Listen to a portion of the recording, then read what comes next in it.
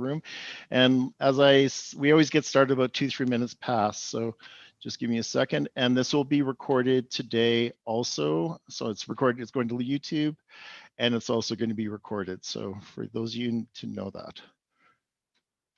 Okay. So got it. Need to put this over here. I need to close this. Need to definitely close this.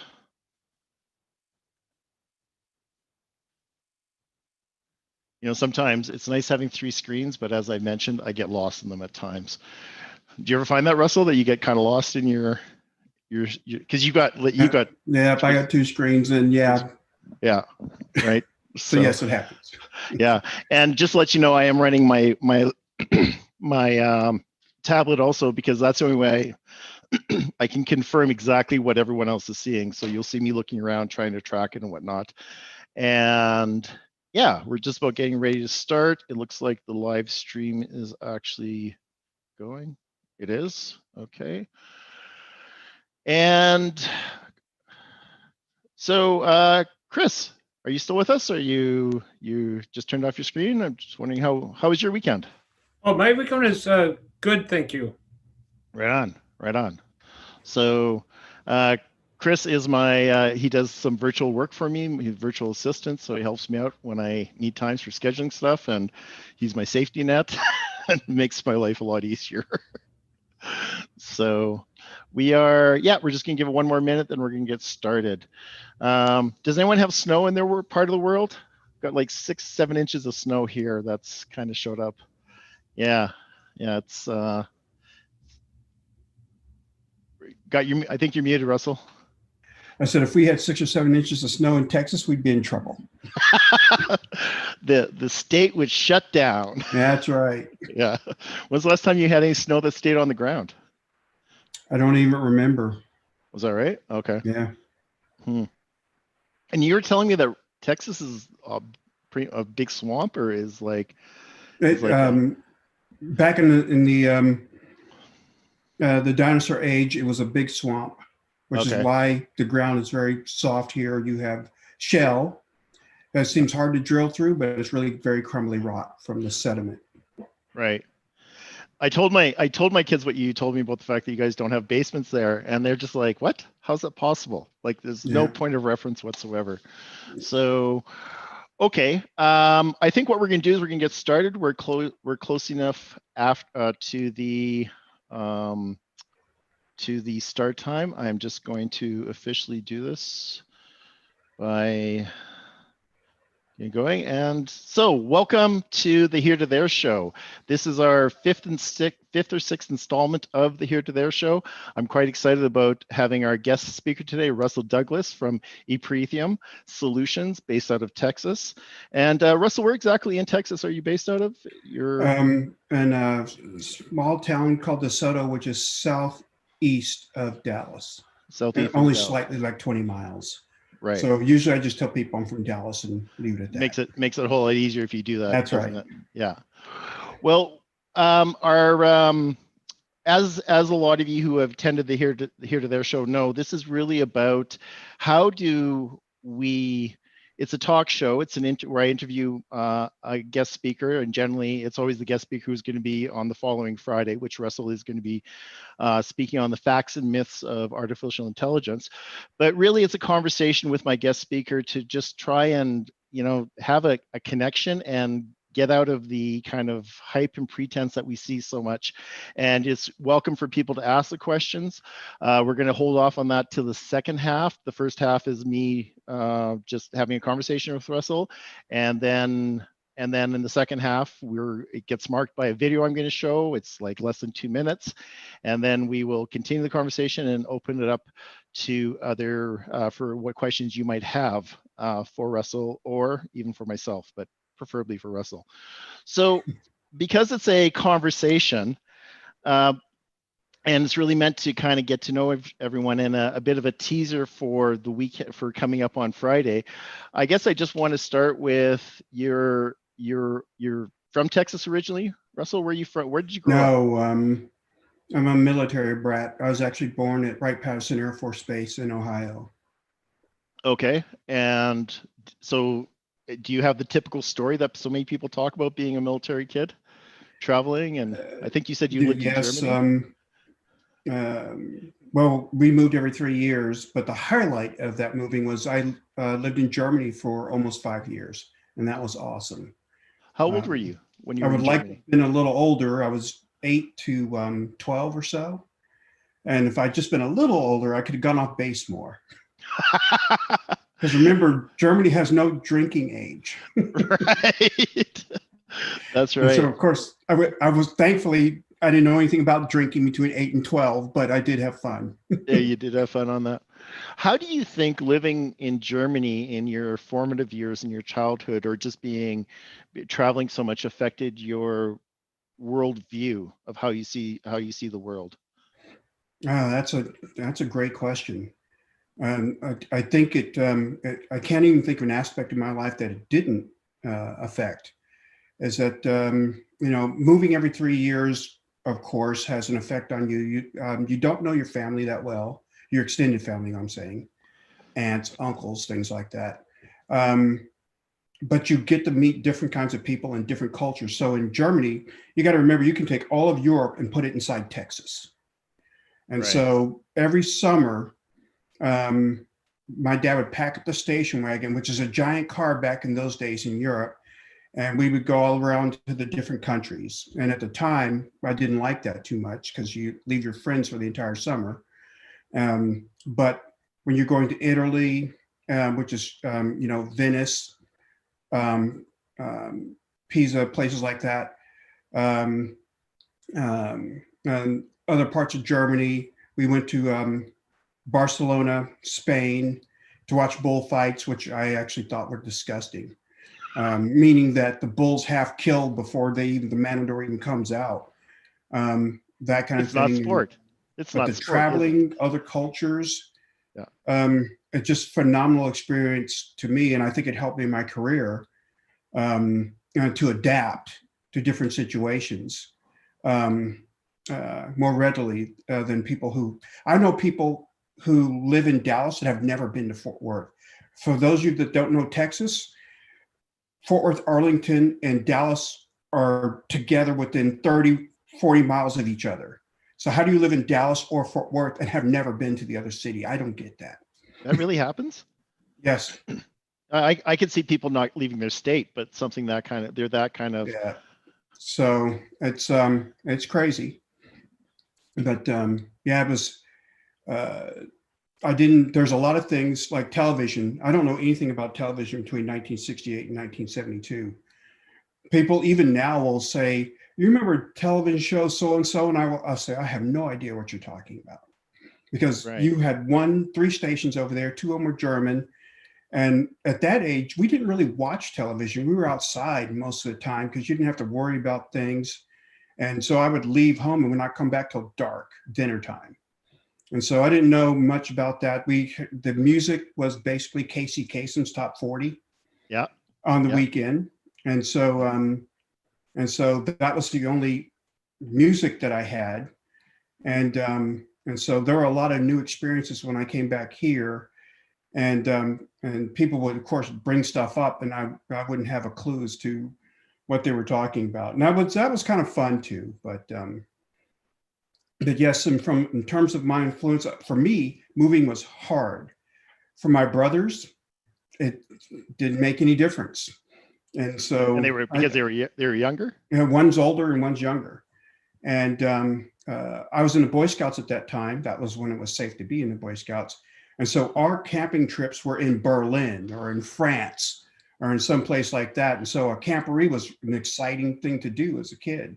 Our 50 miler was in France. And so that's when you get a backpack and you march around France for a week and you do 50 miles and get your merit badge and all that stuff. That was exciting. I didn't do things like the Klondike Derby, which is you do the sled thing that my brother did do. I didn't go to the concentration camp. For me, I couldn't get my head wrapped around that. My brother went, and he told me that the smell was something he would never forget. So to this day, I'm glad I never went there. So I couldn't do things like that. But it was common, unfortunately, in those days for people to find blasting caps. So a blasting cap is essentially an igniter to a landmine or a bomb or something like that, and they were still active. You would hear at least once a month that some kid blew his fingers off picking up a blasting cap. I don't think that's common now. That was back in the 1968 to 72. That was pretty common.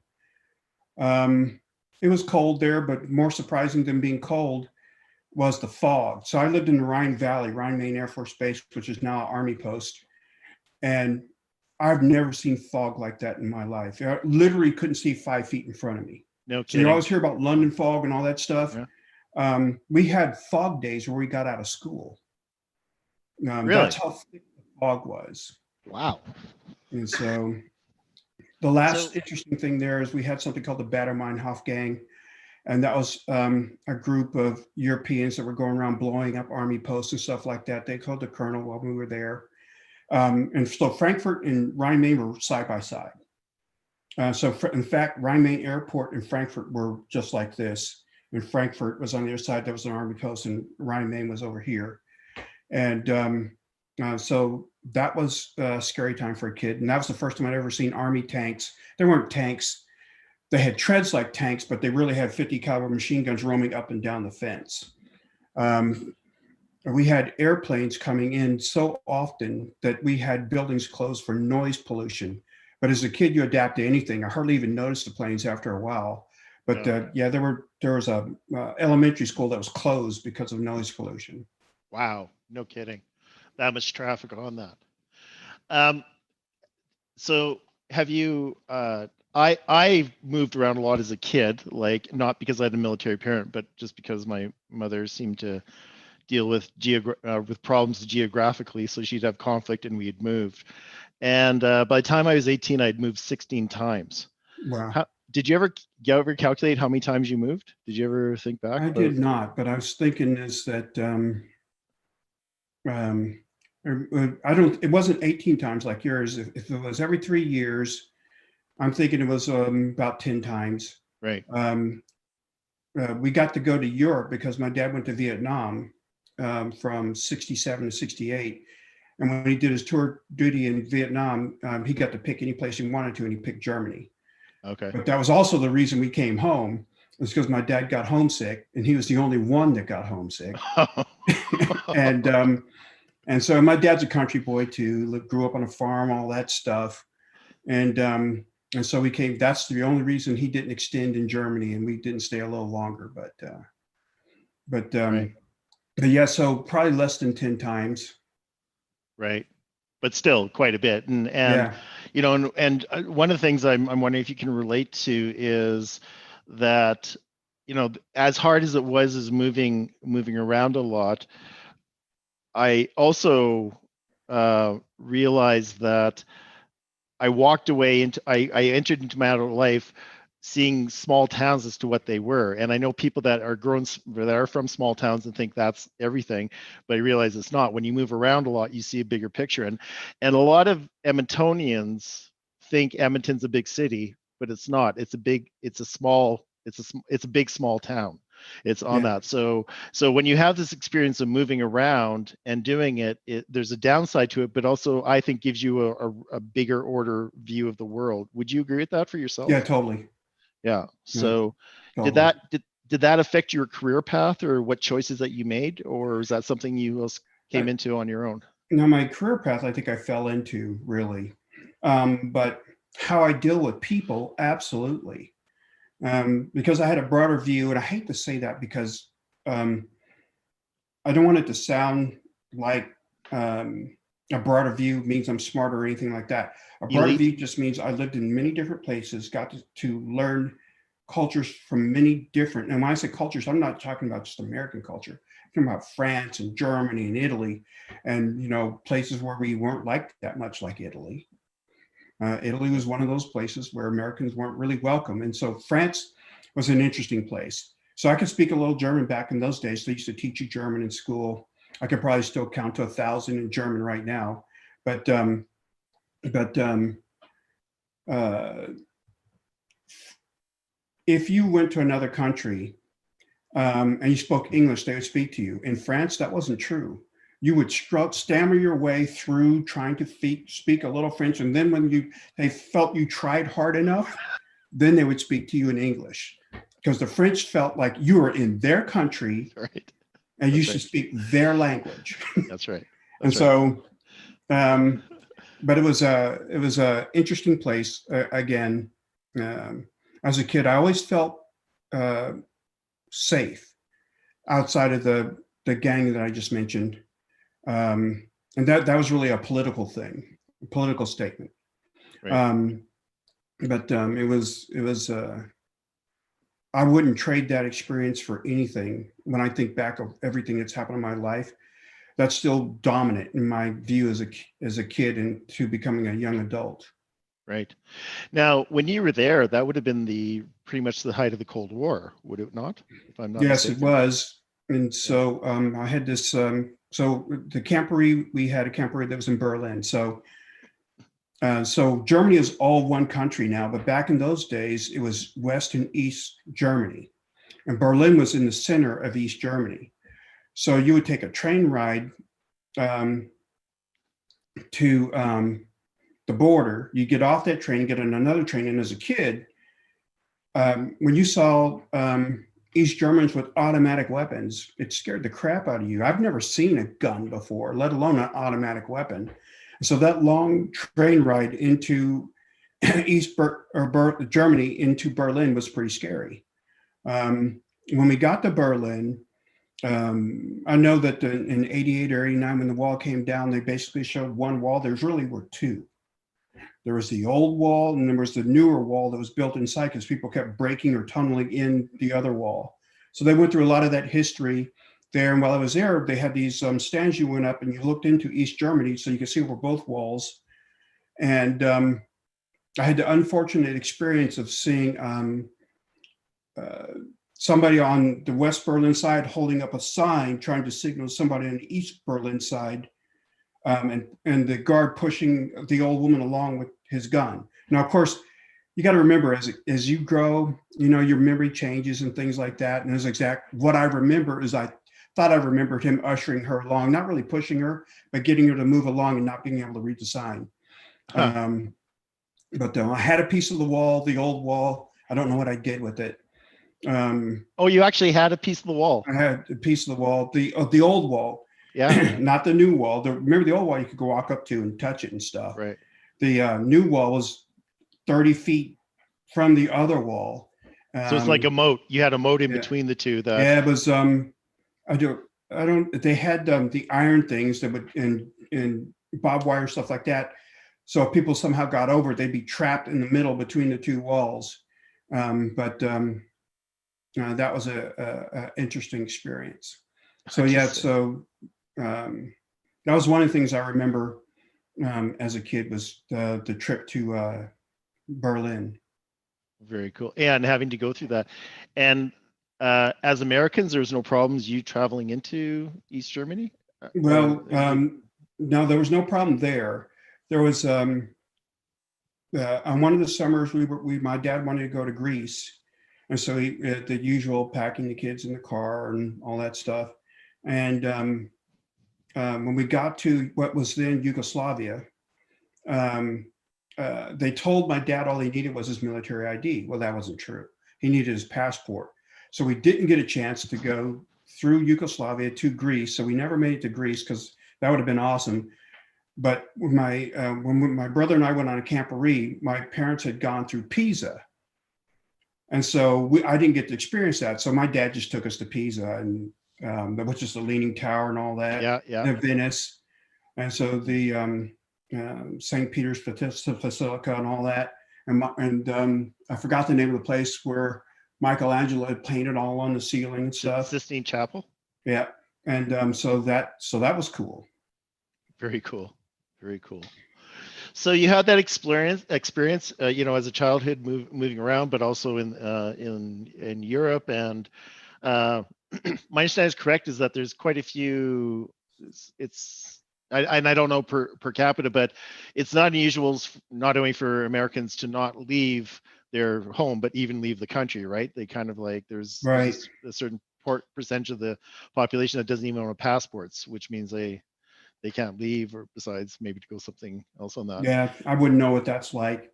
Is Yeah, that even in my consulting career, I traveled around all over the world and stuff right. like that, which aligned beautifully with my background. But yeah, never leaving the city or the state, I wouldn't have any idea what that's like. Right, right. It's also kind of narrows your view of the world, doesn't it? Yeah, I think we see a lot of that now. Without saying anything. Okay, so well, thanks for that kind of snapshot of the experiences on that. I'm really curious to know about your path and your evolution into machine learning and artificial intelligence. And just so that I don't know if I've mentioned it, or I've mentioned as clear as I'd like to, Russell and I have known each other for what, 6 months now, easily. Russell, about that. And actually, we work together. He's one of my clients for messaging, and we've done some very interesting work in those 6 months, specifically on some census work for the census, which the 2020 census, which just recently happened. So it's not as if I don't know him or I don't have a working relationship. We do, and it's one I value and cherish quite a bit. But tell everyone about how you got to the point where you are now as to having that background in machine learning. Okay, so in terms of computers, I've been doing what I've been doing for 38 years. So when I first got into computing, or first thought about computing, I was in high school. I just remember it said computer scientist, $360 a week. And I went, man, that's a lot of money. Can you imagine that now? But back in those days, in 1978, I thought that was a lot of money. $360, I think that was a week. Okay. And that probably was a lot of money, right? Well, I thought, I guess back in those days, you thought $20,000 a year was a lot of money. Right. And, you know, every freshman takes the required classes and stuff. And my focus was on partying. And so I stayed in Missouri when my dad retired and he moved to Texas. That's how my family got to Texas. My dad's from the South. And he wanted to move home, which is Louisiana, actually, but not too close to home. So Dallas, we have a lot of relatives that live in Houston and all that.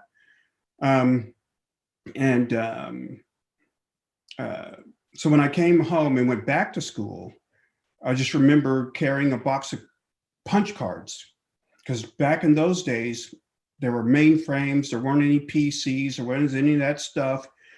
And so I was carrying punch cards down the hall and I was thinking to myself, who in the heck would do this for a living? And that's what I thought to myself. And so that was crazy. I take these cards, I punch them, and I go and I feed them into a card reader, it spits out a program.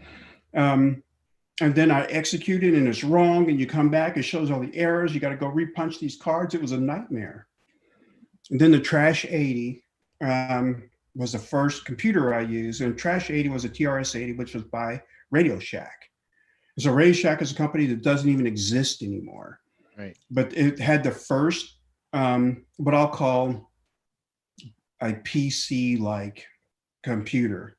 Now there was Apple was around, the Apple II was there. IBM was getting ready to put out their PC thing, and they just ran on floppy drives. There were no hard disk or anything like that inside these things. You put floppies in them. And so the Trash 80 is where I learned my first programming language called Basic R. So I thought that was kind of cool, but it wasn't until I think my sophomore year where I started to wonder about these computers. And to make a very long story short, is that I thought to myself, I don't know what makes these things tick, but it isn't magic. So I started picking up the manuals and reading the manuals, and I thought, wow, this is crazy. the more I learned, the less I realized I knew about computers. And I thought, what kind of career is this where you can never know everything about computing? It's impossible. And that was the paradox. And I thought, well, how great is a career that you could never know everything? It's just like being a doctor or something. And that's what got me started. I was hooked from that point forward, and went from IBM 34, which is now AS400, to mainframes, and was in mainframes for a long time until the late 80s. And then transitioned to Sprint. Or Sprint had a bunch of open systems, and so Sprint long distance and Sprint local telephone were two different things. And I was lucky enough to be in the long distance side, which is a cash cow, and they did whatever they wanted with cool technology, including voice recognition. And so, Wait, give us a year. What year are we talking here? We're talking about 1993. So today everybody has Siri, and voice recognition is very common. Back then, nobody was doing voice recognition, nobody but Sprint. And they had the Candice Bergen commercials where they said, call Bob or call Fred after you dial the 800 number. And it made it look simple. And Candice Bergen actually never even used the system, by the way. It was just a commercial. Even though she had an account.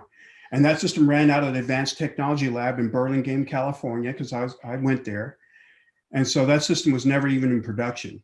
And so my job was to move that system into production. And so working with IBM at the time and a company called Clam, which IBM later bought. Clam was the high availability. Back then, if you had a system in one state and a system in another state, they were considered two different systems. But if you mirrored those systems together and made it look like one database, you could have it was called high availability, which was not the same thing as real time. So tandem nonstop is what voice phone card was on, which was a real-time system. High availability means it can go down for 5 minutes and come up over here, and that would be high availability. It's a big difference. And so the voice processing was done by TI at the time on something called a media server. And so my job was to program in C and move those voice templates off the media server into a database. So everybody could say, call Bob or call Fred, and being the database guy. So to me, and I know that all sounds cool, and it was cool to me, but it was ridiculous. I'm going to pay for the privilege I would have. If I'm a sales guy, I have 10 spoken speak dials, which means if I'm a sales guy, I have a lot more than 10 people I call on, right? And I'm going to pay for a service that charges me to dial 800 and didn't say call Fred for 10. It didn't make any sense. Right. Sprint spent $30 million the second time around, which is when I was involved, to move that production. They spent $20 million the first time, and that was when Apple had their first commercial, the Jobs commercial, when all the IBMers were in gray coming down the thing, and then the Sprinter came down there with the thing and threw it around and crashed everything, and everything went in color. Yeah. That was the same year Sprint tried its voice processing, and it failed miserably. That was how I got into advanced technology, from the mainframe to open systems to Unix and Oracle and all that stuff. Then my brother worked at Sprint before me, and this is when we got into neural networks the first time. So AI, even though AI really wasn't, AI back in those days was rule-based systems. It wasn't really, and even today, there's still a lot of myth about it, is that so a neural network was supposed to simulate the neurons in a brain, but really it was just a neural network. You built a number of nodes, and there were really mathematical calculations that just adjusted as the data fed through. That was a learning process. And so we were doing it on churn. So churn is, for a phone company, the biggest thing that you have. So churn means that I want to prevent people from leaving our company. And if I thought they were going to leave, then I wanted to do something, send them some kind of advertisement or discount or whatever to keep them from churning. And so churning, going to AT&T or MCI was their choice. That was all there was back then. Notice I said MCI, not Verizon. Oh, okay, yeah. And so, because MCI WorldCom was giant back then, right? Okay. So there was that was happened after the breakup of AT&T and all that stuff. And so So that was my first foray. And actually, my brother came and asked me if I wanted to be a part of that project. And I said, yeah, that would be great. Sprint never deployed the model that we built because when you have culture involved with AI and you have marketing involved, and marketing says the model should look like this, instead of letting the system determine what the model should look like, they get the same results as they did before they had AI. And then it didn't make any sense that the Einstein thing was correct. Yeah. If Yeah. you do the same things over and over again and expecting different results, then Einstein called that crazy. Yeah. And so that's what happened then. So didn't get back into AI until much later. Wait a minute. They spent all this time on the model and they never employed it? No, because when they trained the model, its prediction capabilities are around 60%, and that's not good enough for a model. Right. And this was because the statisticians for marketing was interfering, trying to determine what the model should look like, as opposed to letting the model tell us what churn looks like. That seems to be kind of crazy in business, that you would go to all that time and effort and still have that kind of results. Does that happen very often? Well, business is business, and a lot of things is determined by the culture of the company. Right. It's the newer companies, and when I say new, they're not relatively new today, but your Facebooks and your Googles and Amazon and that have built culture from the ground up, and they don't have a long-standing culture like an IBM or it's Sprint or a defense contractor or something like that. They didn't have the big culture hill to overcome. So you had all these people that was wanting to do something different, and it was easier to do the things that Facebook did or Google does. I shouldn't say Facebook did, what Facebook is doing, and what Google is doing, what Amazon is doing now, and that keeps their culture alive. And they have a culture of innovation, and that sounds.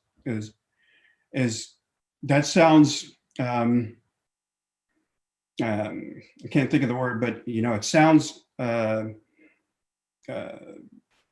basic, but that's really the difference, is that you have these new people coming into the market, millennials, I'll call them, mostly millennials, not all of them, that come in and don't believe things have to be done a certain way, and they invent new ways of doing them. So for me, the boomers, we started all this computer stuff, right? Yeah. However, if I went to GM and I says, I want to buy a car, and GM told me, well, you can only get it black, red, or white. And I went, okay. Millennial will go, I want to go buy a car, GM. And they would say black, red, or white. And the millennial would go, no, I don't want any of those colors. Either you make it in green or I'll go build one myself. Right. And that's the difference. Right. So part of what you're talking about is when you talk about culture, it's like an entrenched belief system, or this is the way we do things here. Right. We don't do those, like we have two major, there's two major airlines in Canada, which is kind of a shame, but anyway, we have one which is the historical one, Air Canada, and they're the staunch, stiff one, and then we have WestJet, and they're the kind of hip, younger ones. And WestJet deliberately goes exactly the opposite of Air Canada, because they're positioning themselves as not being Air Canada. So they're a lot more fun, they're a lot more crazy or whatnot. But it would seem to me that that's why you can't, that whole adage is you can't turn an aircraft carrier around on a dime, is because you have all this momentum of culture that you actually have to deal with, and and it's all that stuff. So a lot of old fartitis going on, I would suggest. Yeah, and down here in Texas, that'd be Southwest Airlines. Oh, is that right? They were the upstart after they broke apart the airlines back in when was that? Early 80s, I guess. And Southwest came out of that because they were young upstart, did things differently. They were even tightly regulated. They could fly to adjacent states, but they couldn't do direct flights to New York City, and all this crazy crap that they tried to do down here to restrict Southwest. And now they had 19 or 20 straight years a profit until COVID. Really? And they were the only carrier like that that did that. And so, I mean, but you had others going up and down the East Coast. The one carrier that's out of business now, but they went out of business because that plane crashed because it's carrying air containers and it exploded on the plane and went down in the Florida Everglades and all that. It didn't recover, but you still have some carriers, even down here. I'm trying to think of, my son flew one of them, Spirit or something, that go against the norm. And then you have the Americans, which is now, it's called American Airlines, but you got to remember, American doesn't exist anymore. US Air bought American and adapted its name. Oh, okay. So just keep in mind that US Air is American. And American was absorbed by US Air, not the other way around. Okay. So in your career, you must have you have a background working for Boeing. There must have been a very interesting culture to work for.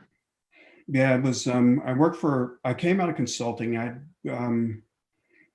had left Sprint and went into consulting, product related consulting, for about 5 years. And so, but I traveled all the time, and my kids were young, and I was gone all the time, basically. And I got tired of traveling. I had 1 million miles on American alone, and I don't even remember how much I had on other carriers. I had been around the world twice. Huh. And I was just getting tired of traveling. As cool as that sounds, it was not cool. Yeah. Right. Yeah. It's just, when you get to traveling, especially when I first started traveling, I was doing multiple cities in the same week. And I can tell you that travel sucks. We're thin very quickly. Yeah. I woke up in Atlanta one time and I didn't even remember. I looked up at the ceiling and got nervous because I had no idea where I was. Right. And it took me a minute to go, oh crap, I'm in Atlanta. Not and crap, so, yeah, I'm in you're traveling Atlanta. too much when that happens. Right. Right. Absolutely. So I wanted to get out of traveling, and I went to my first customer out of Broadvision. Broadvision was this e-commerce company.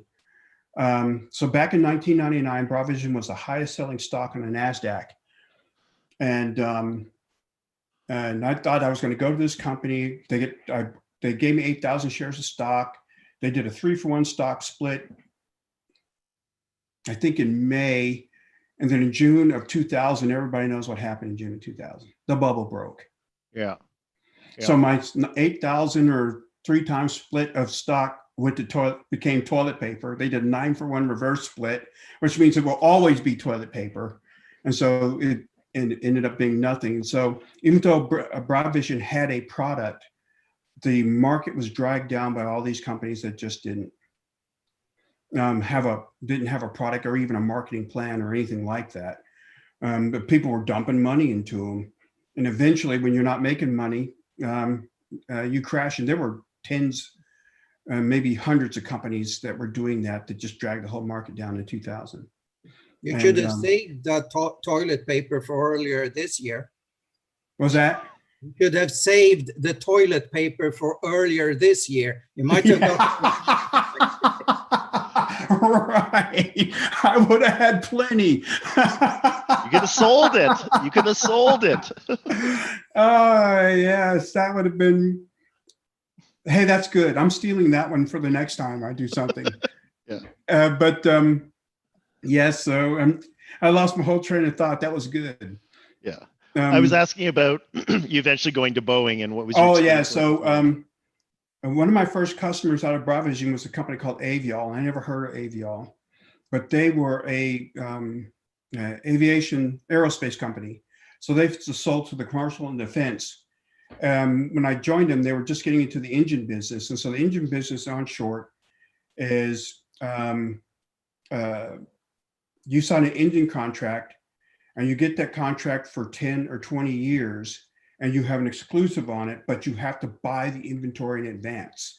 So what that means is if I buy a 250 is really what got Aviol going as a helicopter engine. So if you bought 10 years worth of that engine, you're talking $250 million. And so you go borrow that money. Yeah. And so you have an investor. In this case, it was the Carlyle Group. And the Carlyle Group does a lot of investing in a lot of different things. Back then it was aviation. I think the guy from the Carlyle Group actually has a TV show that comes on Bloomberg, and I forgot what it's called, where he interviews these high-end people. And so they loaned us the $250 million, and we paid that loan back in less than a year. And so it was engine on engine on engine. And so the aftermarket engines on exclusive kind of go like this, but have a 10-year life, even though you get it for 20 years. When they start going down like this, you got to get another engine. And to keep our growth. So our growth went from $450 million to $1.6 billion in just 3 years. Crazy. Because we were getting those new engine deals. But the aftermarket engine is problematic because the new fuel efficient GE and Rolls-Royce and Pratt are your only 3 engine manufacturers.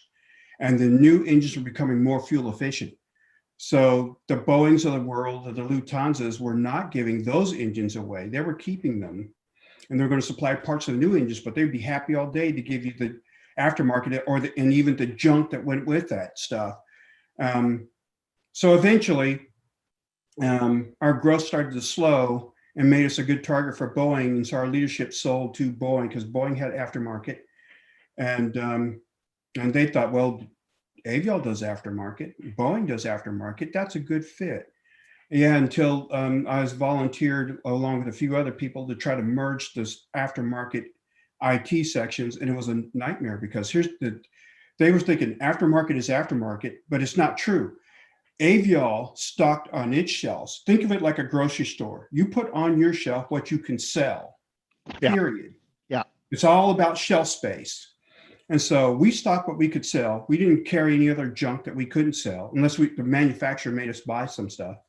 And Boeing had to stock stuff because they were the manufacturer. And so as simple as those two models sound, as close as they sound, there were thousands of business rules difference between those two. Huh. And so merging the company's aftermarket supply chain and then integrating it to defense was a 2.5-year project that only partially worked because Boeing wanted to be the face to the customer. We wanted to be face to our own customer. Not everybody can be face to the customer. And they wanted to have one system that did this. And so Boeing was on this kick about doing one Boeing. And so that means getting everybody in a single instance of SAP. So this is back in 2012. They're still trying to do this today. Really? It's crazy. It's that, yes, they think they can run their entire aftermarket business on one instance of SAP. It's nuts. So let me. So it failed back then, and it'll probably fail again. But the significance of this is that a company, an airline, has a specific. They have a motor, and they need the parts, and they need to know that the parts are dependable when they're going to need them. So we're talking about supply chain and making sure that everything kind of goes out and trying to marry these two systems, which were incompatible. Like, did they even have the same software? From the defense side, the defense actually was easier because they didn't want theirs to be as complex, and they didn't care about face to the customer because their customer was the Air Force or the Army or the Navy or the DOD or the GSA or somebody like that. And so that was just electronic. So primarily EDI, or we did web services. And so web services is basically a format where you define what an order looks like and everybody agrees to it. So it's automatic, like EDI is the same thing. Boeing was much more complex because everything is commercial. So one face really meant that that if I'm American, I don't want to buy from Aviall and from Boeing. Just give me one face. Don't make it complicated for me, American, to have to order this crap from Aviall and this crap from Boeing. So that was why one face to the customer was important. But it was a lot more complicated than that because ordering through Boeing system to hit our systems to order a part is what I had to do with my team and my team of web services. Now, we actually got that to work on a very limited number of parts. But our supply on their website, making it transparent to them that they were ordering from Aviall, was a lot more difficult in the long term, which is why they wanted to go to SAP. At the time we had Lawson, they had some homegrown system that came from McDonnell Douglas. So everybody remembers in the mid-90s, and if not, I'll remind you, that Boeing bought McDonnell Douglas in the mid 90s, and we're still working on trying to get them integrated when they came across Aviol in 2006. Really? So, Really? yeah, they're not good at integrating companies. Huh. Is that a culture thing, or is that just they're a behemoth and they Well, I don't know think how you to have two big cultures from McDonnell Douglas and Boeing. That was bound not to go well. And remember, until recently, and I say recently, but then the last 5 years, you still could get stuck on MD-80. MD-80 is McDonnell Douglas. Right. And so people, I hated those airplanes, right? And so they finally got rid of those airplanes, and they bought a whole bunch of Maxes, but there's also the 37 NT, and they had the newer 800s and 900s that weren't Maxes. The 737 is the highest selling airplane in history, period. It has a 20-year backlog. And this is not including the Maxes, just on the 8 and 900s and the NT, which is the new generation or something like that, new something or other. And so Boeing had a history of innovation. The 747, everybody said no one's going to fly big planes like that, and it ended up being one of its hot sellers. And the 737 was the same way, and still to this day, it's just the most profitable airplane flying. So we saw a lot of those parts, to have you understand what fuel efficiency means, I'll give you a visual here. One MD-80 engine burned 850,000 gallons worth of fuel annually. So what does 80,000 gallons of fuel look like? If you think about Texas and you think about one of them drums that stick out of the ground, a big circular thing, when they show you when they're refining oil, that's how big 850,000 gallons looks like. So those MD-80s were burning through fuel like nobody's business. And the new GEs and the Rolls-Royces and Pratts, and GE being the most efficient of all of them, weren't burning anywhere near that amount of fuel. So much more efficient and so, and even now those engines are filled with sensors and AI that rolls off those engines back to the engine manufacturer so they can predict when parts are going to go out. So a turbine blade, to give you an idea of cost, so you have a turbine is relatively simple. You have the blades, you have the injectors, you have the compressors, and those things. And so it's squeeze, bang, boom is what a turbine engine does. So suck, squeeze, bang, boom. So they turn, they squeeze, igniter, light, boom, out the back. So that's what they are. But so a turbine blade is the most expensive thing on that engine. Just one of them costs $300,000, depending on the engine. Blade. So yeah, so that's engine rebuild costs about $3 million. What are they new? And so, and a lot of the FAA regulates when those parts are replaced. Right. Sometimes when they bring them in for MRO, that's what that means. When they're doing a rebuild, they have to bring them on a regular cycle to look at the parts that are worn out, the ones that may need to be replaced versus the one that doesn't matter. However, it's dictated by flight hours. If that plane's been flying 10,000 hours, you place that part where it's good or not. Right. It's going to happen because that's just the practice of it. So let's we're going to go about 10 more minutes, and like I said, we're going to show a quick video, then we're going to transition to the second part. I'd like to understand more about supply chain, because it's, on its face, it's pretty simple. We need to make sure that all the parts go and whatnot. But what are the parts within supply chain? And I eventually want you to lead this into machine learning or AI on that. But what about supply chain makes it really difficult? Like, is there something consistently about supply chain that causes people headaches? It's so on the face of it, supply chain is really simple. It's demand, right? So you got demand where there's customer demand, or demand coming in from somewhere, and then matching that demand with stuff that's on the shelf. And I'm going to continue to use shelf because it's simple. to understand and make sure that when I'm a customer, I go in and I don't care if it's a can of soup or an engine part. I want to make sure when I'm ready for it, I want to go buy that part and pick it off the shelf.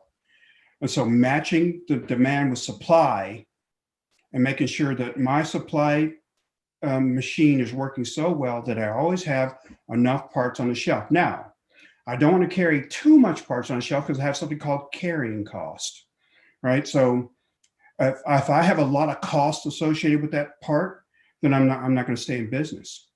And so when you think about Walmart, which is the best example of this, they work on margins less than 2%. If they didn't have their act together in supply chain, they would never make any money. In fact, a lot of when Walmart, when he first started his stores, Sam, is that he figured out how many stores he would have to have at small margins to make any money so he could pay his loans back. And that's how many stores he opened. And so the number of stores, how much is on shelf, customer demand, all that plays into, and my suppliers on the other side have got to be good too. On an Amazon term, if I have a supplier that is not 95%, I don't remember if it's twice. And this goes for this is not just having it when they say they have it, but it's also customer feedback. If they're not within 95 cents, Amazon will cut them off in a heartbeat.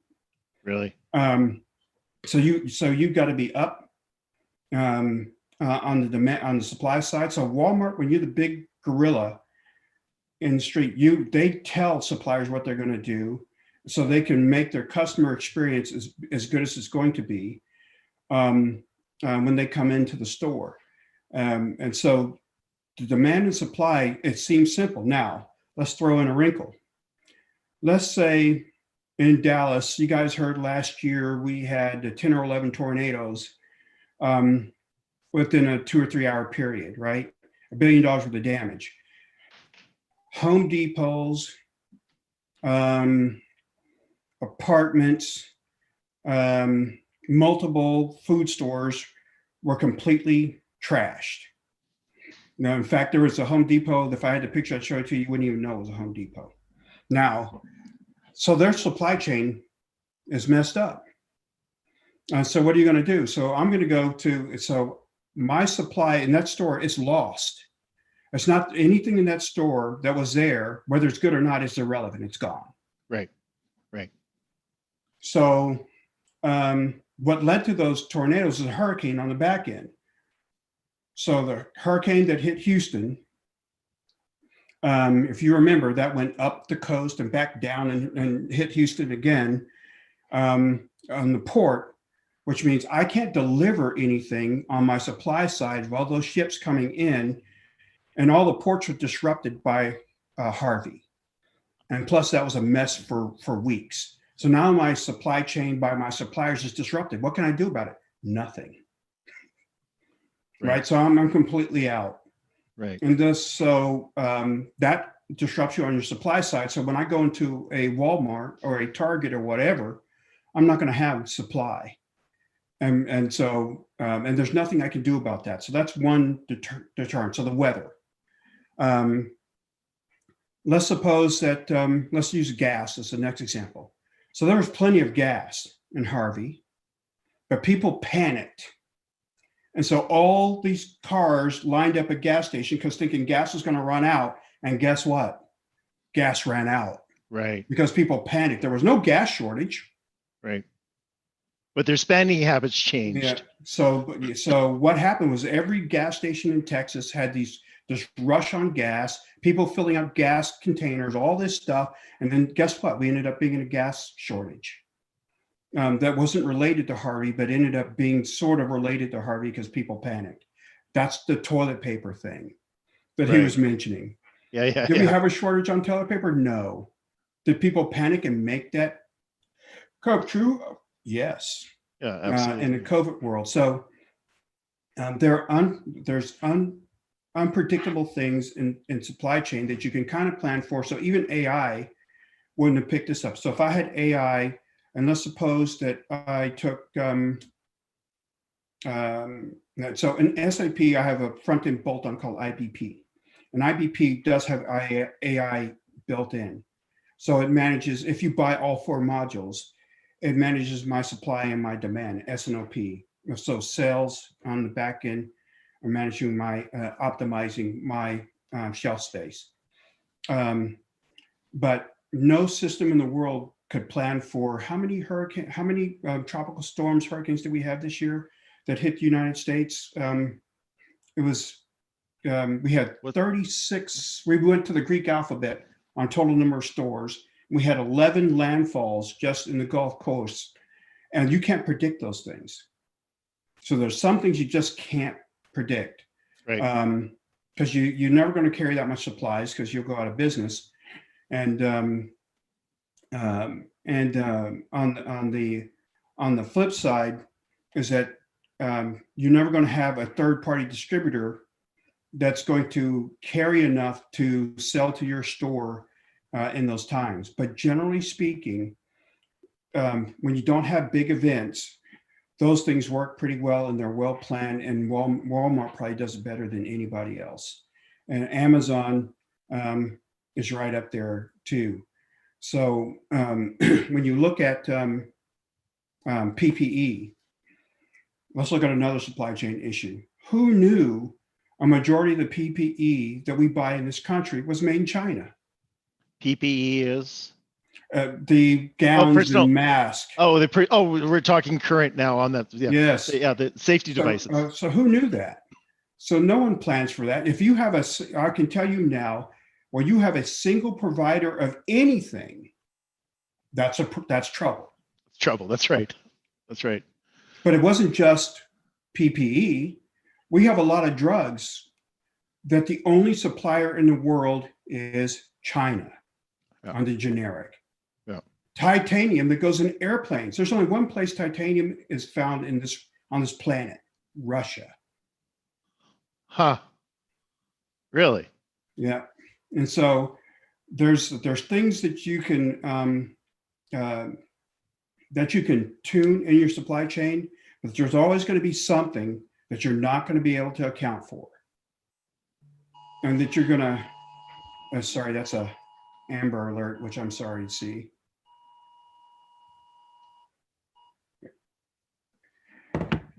Everybody knows what an Amber Alert is, don't you? Yep. Yeah, we have that up here in Canada. We have silver alerts and one other kind. I've been in supply chain basically the last part of my career. We had I did this for the Harvard. I did this presentation for the Harvard Business School, Extension School, which is the master's program offered by Harvard. That was part-time, and that's what the Extension School is. And so this company that I worked for had a different kind of a problem. It offered, it was HVAC systems, but it had multiple different SAP instances. And this is true for any ERP. If in my material master, that defines my item or my part, I only know about it in my system. So if I have 20 SAP systems and I'm located geographically across the world, and my business model at that time was I want to buy and sell anywhere in my company to anybody in the world, but I can't do that because SAP instance 1 doesn't know anything about the parts in SAP instance number 2. Okay. And so that's a different kind of supply problem, is that I can't cross-sell and upsell to anyone else. So if I had a SAP instance that had the HVAC part I needed in Dallas, but I'm in India and I needed that part, I wouldn't know anything about it. So I would probably have that part manufactured instead of picked off the shelf. So just trying to illustrate a few different ways the supply chain can go haywire, even within the same company. Yeah. So we're at the top of the hour. What we're going to do is I'm going to show another bare bones videos. This goes back to 2016, June 18th, and it is 80 seconds long. So I am actually going to quickly use the washroom so while you're on this, and so we're going to watch this, and then we're going to come back. And this is the bare bones of Star Wars and George Lucas. So let me just get this going here. And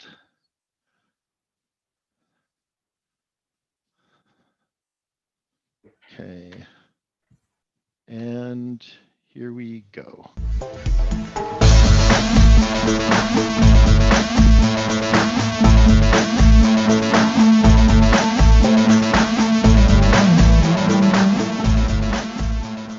Welcome back to Bare Bones Videos.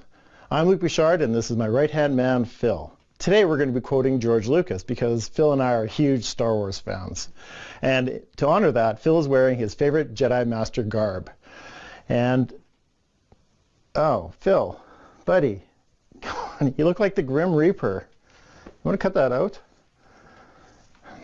Anyway, today's quote by George Lucas is, "One thing about Star Wars that I'm really proud of is that it expands the imagination." Well, can't argue with you there, George.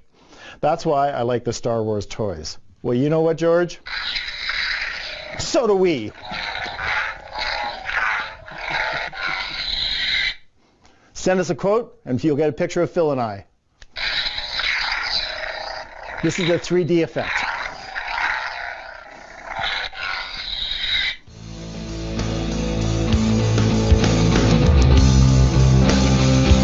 So, bit of history on why exactly I did that, and I think some people go, "That's kind of weird."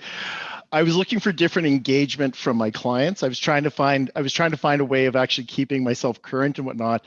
And so what I started doing was I started thinking, how can I have engagement? And one thing led to another, and then I came up with these. There's like 70, 75 in total. I think 77 in them. And I even did it in pardon me, in Denver.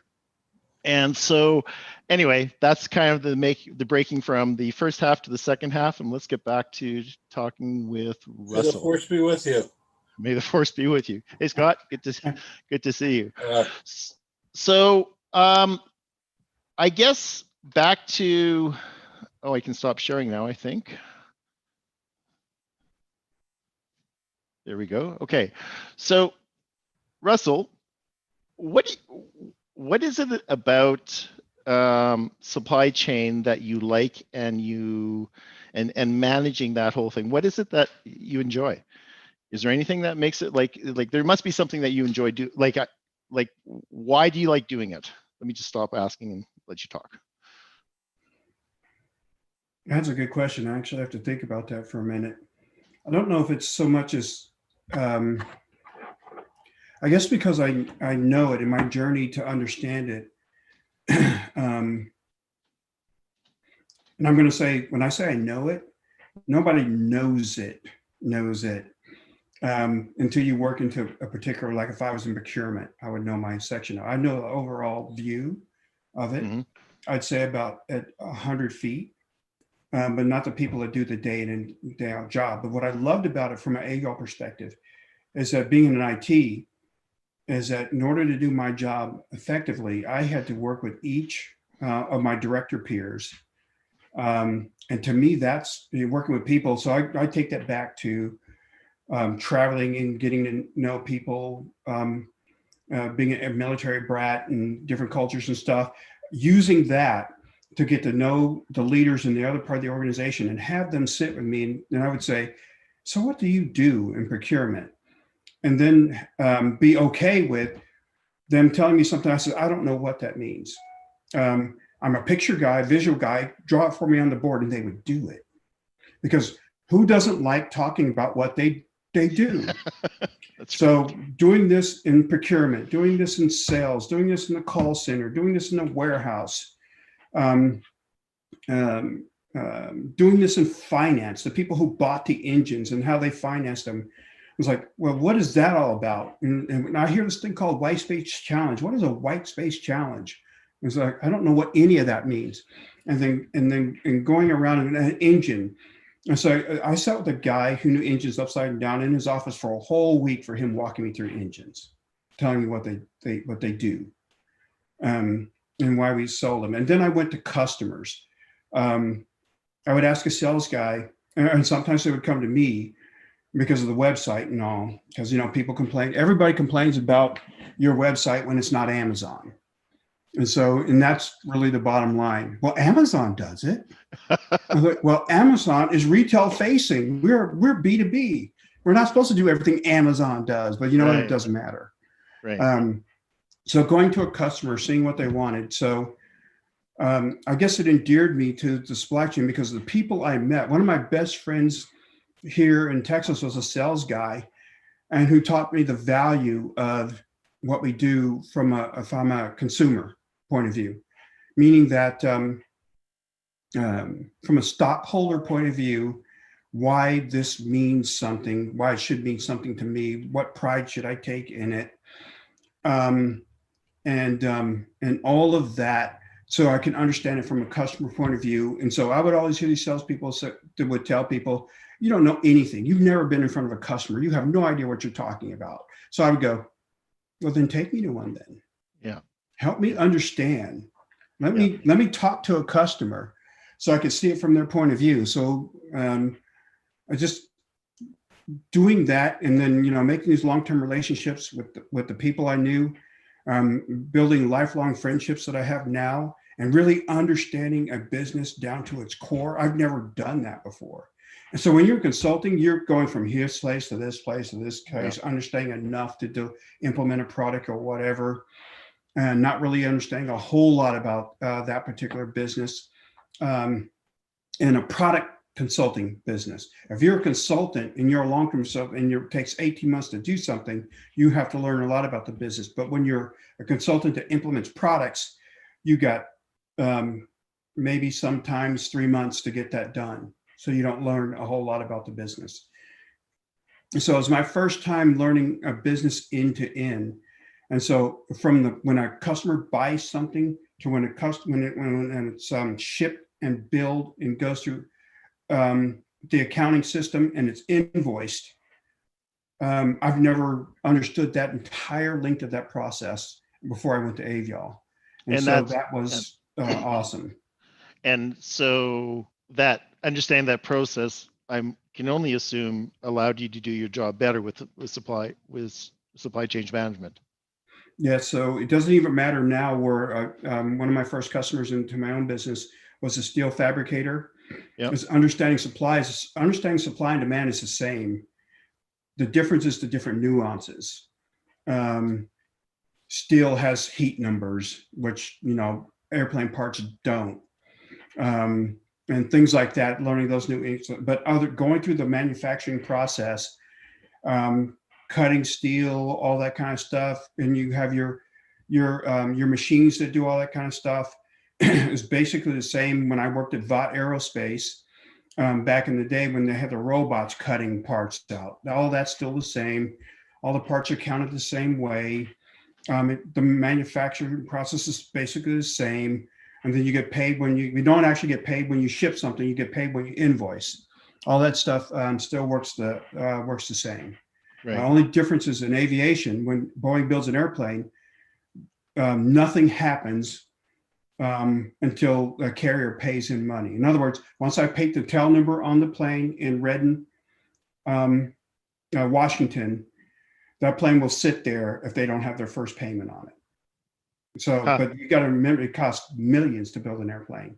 Yeah. So they take, as it goes through stages, they make payments on it, which is why you saw Boeing on the MAX giving carriers their money back, because those airplanes are stacked up in San Antonio or in Everett, or even in North Carolina, just sitting there waiting to be for the FAA to say it's okay to fly them. Did what happened with the Boeing MAX 737? Yeah, the MAX is, I guess, is a sad story on one part, and an interesting story on the other. So just before, let's just talk. These are about the Boeings that crashed. Two crashed in the last year. The two 737 MAXs that crashed that killed almost a little more than 350 people. And they crashed the same way. And they crashed the exact same way. Yeah. So in America, so what Boeing did is they made the training for the new AI system optional. And so what Boeing did is that when the plane adjusts to wind shear, forces down, up on the plane, it adjusts automatically.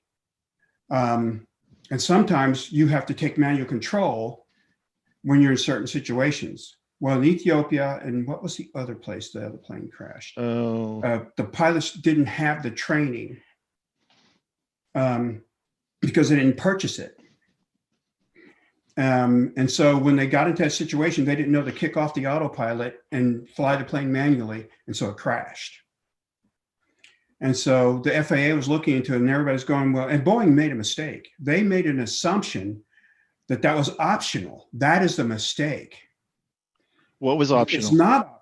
You can't put autopilot in there and say it works this way. If you want to know more, go pay for training. You can't do that. Right. Plus, on top of that, they found that it had more bugs than they thought.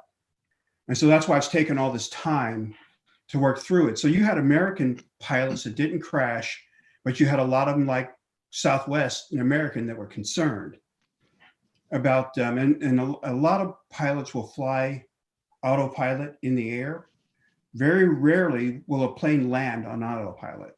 That's rare in the US. And so most planes today, and the MAX can take off and land and fly vertical, all on autopilot. The MAX was different because it's built like the 87. So the 87 is a wide body. What that means is that it's specifically engineered to have wider space and headroom, where you went on an MD-80 or an old 737. And if I'm not even tall, but Luke, how tall are you? 6'2". 6'2". You were probably doing this when you went into the door and all that stuff, right? Yeah. So wide body means you don't do that anymore. On the 87, you're not ducking and all that kind of stuff. Even when you're in the bathroom, the bathrooms are way up here and all that kind of stuff. And on the 87, the entire airplane is fiber, right? There's no metal on that. Well, I'm not going to say there's no metal. I'm talking about the body itself is fiber, like a Corvette. Really? And the 737 MAX took some of the best of the 87 and put it in that airplane to be more fuel efficient, GE engines, all that stuff. But they failed on the importance of training people on how the autopilot worked. And that's as simple as that. And it would seem to me that the fact that they made them pay for the extra training really was probably repugnant, beyond repugnant. It was like, because that cost the CEO his job. So Dennis Muilenburg was one of the youngest CEOs that Boeing ever had in its history. Boeing went from all these late 50-something, 60-something guys to Dennis Muilenburg, where he was in his early 40s. He came from the defense side to become CEO. So they were putting all these new, younger people in place. But they thought he took his eye off the ball. And even when he went to Washington, even though he met with the families, all that kind of stuff, it wasn't enough. And so he lost his job to another 50-something guy, which his job is probably to get Boeing back on track so he can retire, so get another guy in there. So you always have a guy who gets fired, a guy who fixes and then goes out, and then a new guy to run the new company. Right. That's the way these things work. Right. So, so I know you kind of touched on whatnot, but can you just give us a bit more, or just talk about machine learning specifically in supply chain? And so machine learning, well, I want to talk about, artificial intelligence. There are many things under artificial intelligence, which machine learning is just one of those things. There's robotics, there's natural language processing. Okay. So the overarch is things. So it's artificial intelligence and machine learning falls under that. Yes. Okay. I'm still wrapping my brain around this, obviously. So, and then you have natural language processing. So, which natural language processing, everybody knows what that is, because even if you don't know that term, Siri, Alexa, Google, and all those things. I have to be careful when I say Alexa because she's right behind me. And they'll always answer. All those things. And so those things are fairly common. So that's something called weak AI. So weak AI is they're one-dimensional, they do one thing, right? Request response. And so in machine learning, if I want to do some predictive analytics, as an example, I will look at this pile of data, but I have to do something called cleanse the data. That way I can feed it into the model, and then I'm always tuning the model. So, which is what didn't happen in the case I told you about in the 90s with the churn problem. Yep. Is tuning the model till it gets above 90%, or wherever they think that it needs to be. And chip manufacturing has to be above 90%, and that kind of thing. Or you have something called deep learning. Deep learning is pattern recognition. I'll do something I'll call it unsupervised learning, which I just throw a bunch of data at this thing and I want it to learn on its own and recognize patterns. And so pattern matching. A good example of pattern matching, the data has to be labeled a certain way. So I'll call it, maybe people understand labeling as a flag. Okay. So in other words, let's use images. A machine doesn't know a hamburger from a hot dog. I have to label a picture of a hamburger and say, that's a hamburger. And this is a hot dog. This is a pancake. This is a person, and label all those things and throw a million rows at it. So it learns that, it can recognize. And then when I feed it again, actually, it doesn't even take a million. Really, if you could do that a couple of times and it'll recognize a hamburger almost immediately, okay, even if you showed a different hamburger. But let's just say I throw a million rows at it, then it'll recognize a hamburger 95% of the time. And this is how Watson works with facial cancer. So that's why Watson is better at recognizing skin cancer than a doctor. A doctor's around 75%, Watson's around 95%, because it's fed all these images it recognizes as cancer, skin cancer, and can flag it because it's seen it over and over again. Those are things that AI can do well. And so that's all, but all that's weak AI. Strong AI, we're not there yet. That's cognitive thinking like we do. And I'll speak more about this on Friday, but since we don't know how we do cognition, we can't train a machine to do that either. Right. And we don't know how we understand inference. So we can't, until you understand a thing, you can't program a thing. Right. So we don't even know how it is that we learn. And so learning even between two people is different. Right. So we know a lot about where stuff happens in the brain when it's mapped. But the chemical signals it chooses to send, well, how does it do that? We don't know that stuff. And so we're a long ways from strong AI, which is generalized learning, which means any subject, anywhere. But there's a bunch of things that AI can do from a human perspective are relatively simple. It's just that we can't do it as fast. Math, obviously, AI can do faster. Looking at 1 million records is something AI can do faster. Those kinds of things. Cool. So when let me know, or talk to me about the type of clients you work with and what falls within your wheelhouse of that. So for me, I've worked with clients across a wide spectrum, almost all of them in supply chain, interesting enough, but different aspects of IT. So enterprise architecture, I'm going to explain that simply as aligning technology to the strategy of a business, just to keep it simple. And so enterprise architecture helps you use technology to enable your strategy. In some cases, it can look out into the future and say, you may want to change your strategy because this new disruptive technology may be coming.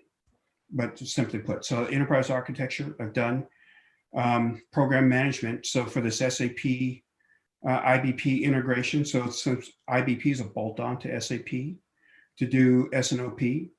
SOP is sales and operation planning. is a bolt-on because SAP doesn't do that natively.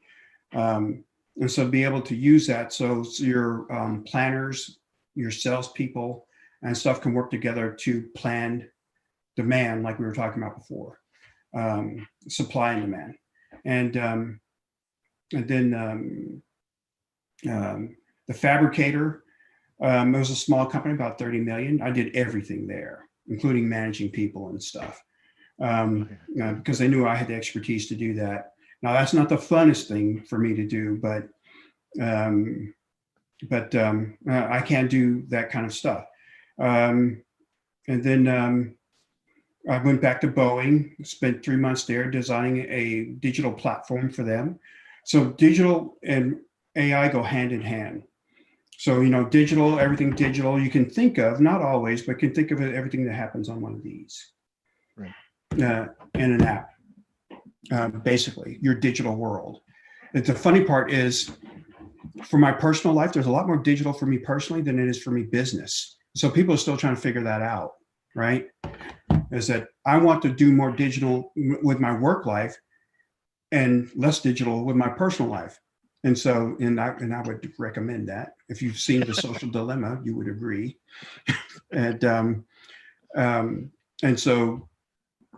a digital platform for Avial at that time, which is a couple of years ago. So Avial now doesn't exist. It's been completely absorbed within BGS. So now there's one supply chain for Boeing, whether it's defense or industry. It's called BGS, Boeing Global Services. So everything's been integrated into that. Let me see. So another company in Germany, Harman, but Harman is a part of Samsung for audio stereos. So their supply chain is relatively big across all auto manufacturers. Hyster-Yale, which is fork trucks, and a lot of people probably don't know what a fork truck is, but there's a forklift, and then there's a big lifts, and they call them fork trucks. And they're so anything from a warehouse to down on the docks lifting the containers as a fork truck. They were about $3 billion company. They had a particular analytics issue. They had different countries doing different analytics in different ways, and they wanted one way of doing analytics so they could have one version of the truth when they were trying to plan and manage their company. Toyota was a big dog in that street in that field, and so they were just trying to maintain and keep their market share and gain against Toyota. That kind of thing. What company was that? Hyster-Yale. Okay. And so they're in North Carolina and South Carolina.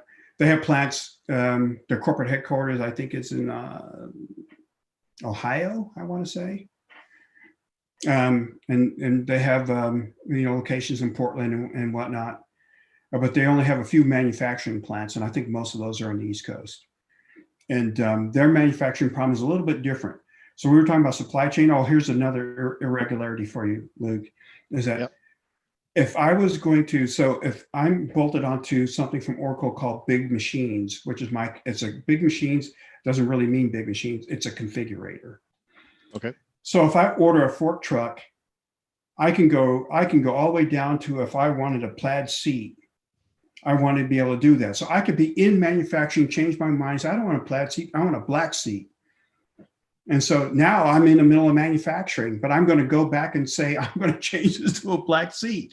And so they have their customers had the ability to change their order in the middle of manufacturing. Talk about a challenge.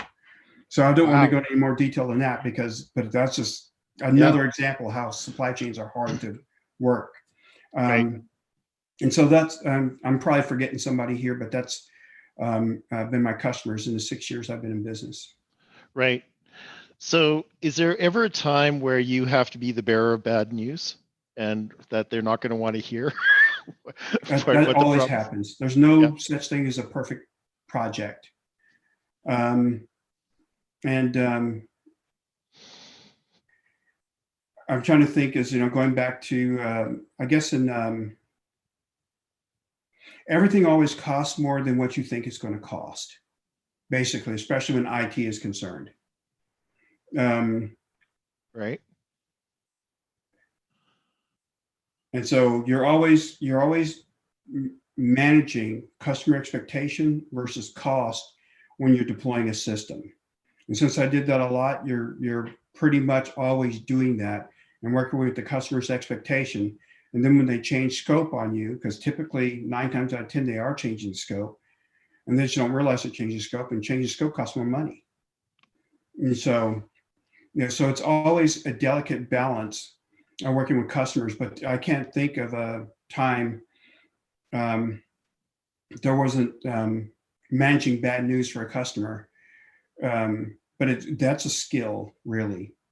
And there's a certain amount of expectation on the customer side that there's always going to be this thing too. So to be ready to negotiate. When I had vendors in on my projects, I had an expectation, but I also had an expectation they would work with me to meet whatever the challenge was. Right. So I'm noticing that we're almost 90 minutes in, and I do want to leave the opportunity for people to ask questions besides me taking all the questions here. Let's talk about Friday and what people can expect on your presentation on Friday. It is the facts and myths of AI. And so give us a kind of a 10,000 foot view of. So what I'm going to talk about on Friday is what is AI, and where it was coined, if you will, and who are the people involved. It's funny is that most of these people were born in 1927, and so as we'll go through that and what AI is and what and where strong and weak AI came from, and what they thought was actually going to happen. They actually thought that they'd have cognitive machines built today already. That turned out to be harder than I thought. So we'll talk a little bit about that. And we'll talk a little bit about the Turing Effect, which is when a machine is on a blind side thing and you're talking to a person and machine, being able to distinguish which one's the machine, which one's the person, what does that mean? And how's that test done? Because if I'm the one asking the questions, and which I am, and I don't know if it's a machine or a human, that means you passed the test. And we'll go into that a little bit. We'll talk about the brain a little bit, and what does it mean to be generalized learning? What does that mean? Where do those terms come from, and what we thought thinking machines were going to be like? Because a lot of people, because of movies, we have these crazy expectations, and then you have Elon Musk saying AI will be the death of us and things like that. And I think there's irony there, since he's the one that has a company that's working on putting chips in your brain, which makes no sense to me. But it's going to be the death of us.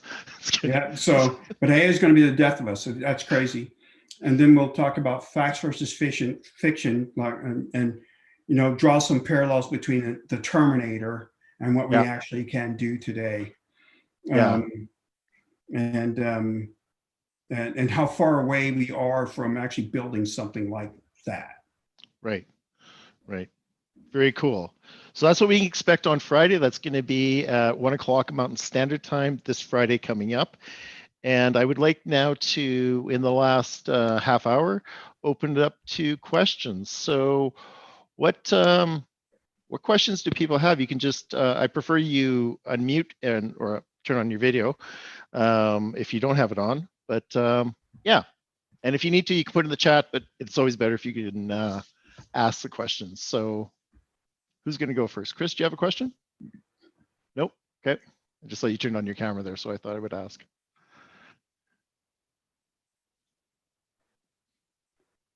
Uh-oh, nobody. Russell, you were talking about, there's always overruns on these projects. Do you have a factor that you factor in based on the type of project? Like you're going to anticipate like maybe a 20% overrun when you're doing your initial projections?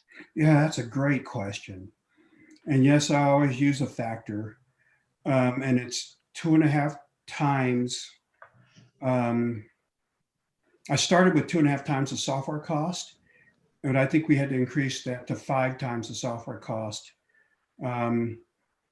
And so that's generally between 2.5 to 5 times the cost of software. And we're talking about SAP cost you $2 million. You can, in our estimate, where that was actually 7 times, and we still did not hit that budget. But that's because when we did SAP implementation at Avial, it wasn't just the third-party integrator, as we make some stupid decisions on our side. For example, there's a part when you implement a ERP called Blueprint. And Blueprint is how you understand where you are today and where you're headed. And that process takes 6 to 8 weeks. And we said, oh, let's do it in 3.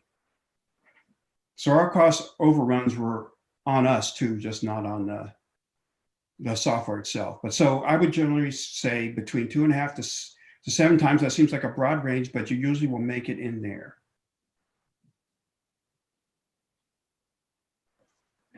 And what percentage of the overall cost is the software cost?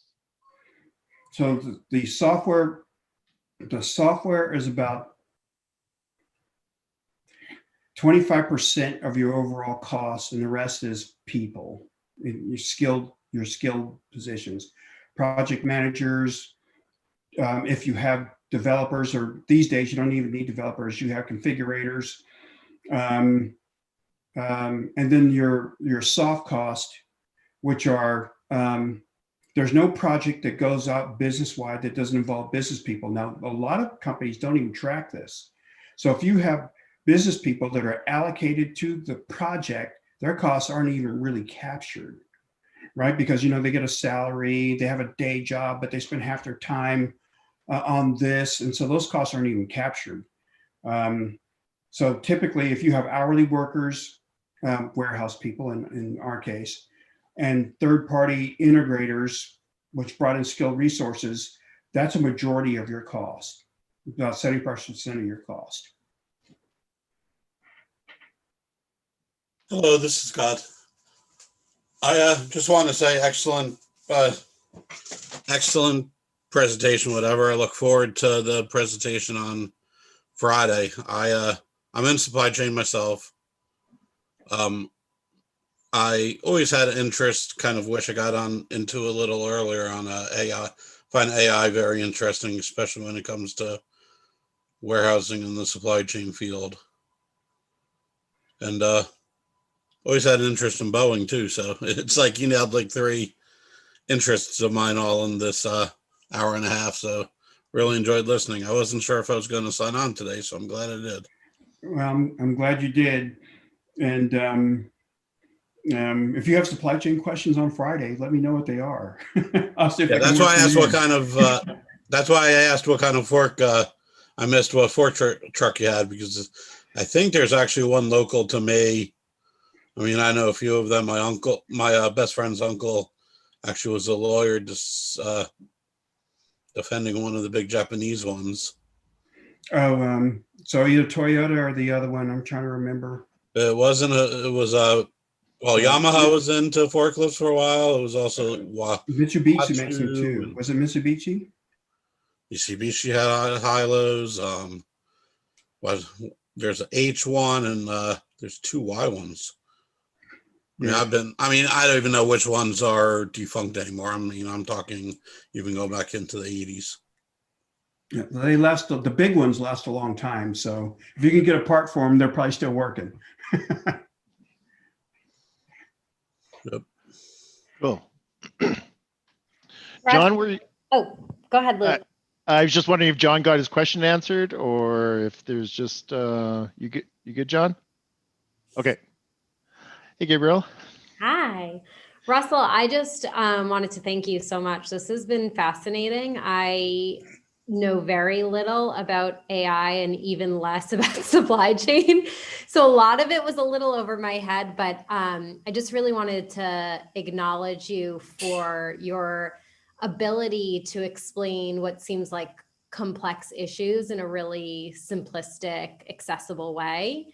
You can really feel your humanity behind your brilliance. So I just really wanted to say that.